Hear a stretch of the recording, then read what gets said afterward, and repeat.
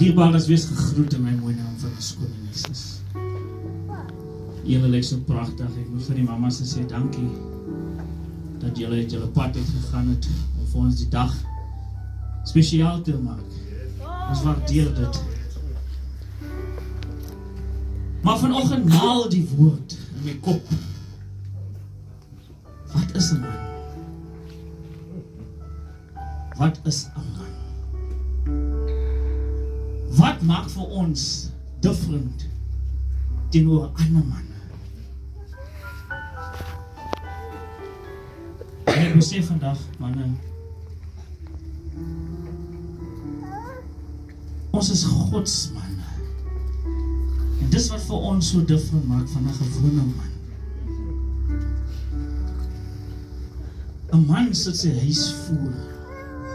'n man sit die belange van Christus voor.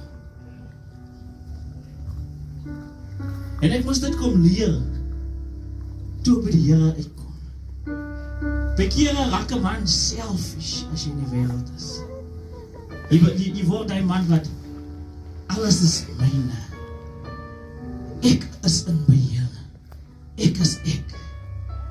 Maar as jy by die Here uitkom, besef jy dat ek is nog steeds 'n kind in die oë van ons almagtige God.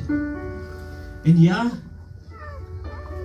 'n ander man kan ook nie vir 'n ander man 'n manual instructions gee om te sê, "Oh my bro, hier's 'n manual wat jou gaan guide hoe om 'n man te wees."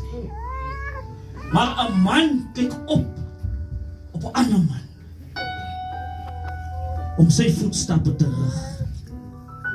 Maar die beste manual wat ek vir jou kan gee, my broer, is die woord van die Here vanoggend. Die beste manual wat jy 'n ander man kan gee, is om vir hom 'n Bybel te gee. En dis die beste navigation wat hy man nodig in sy lewe om hom deur die lewe te kan vat. Daar's net een manual en hy spreek van lewe. Die ander goedes wat ons lees is byvoeglike goedes van mense se experiences.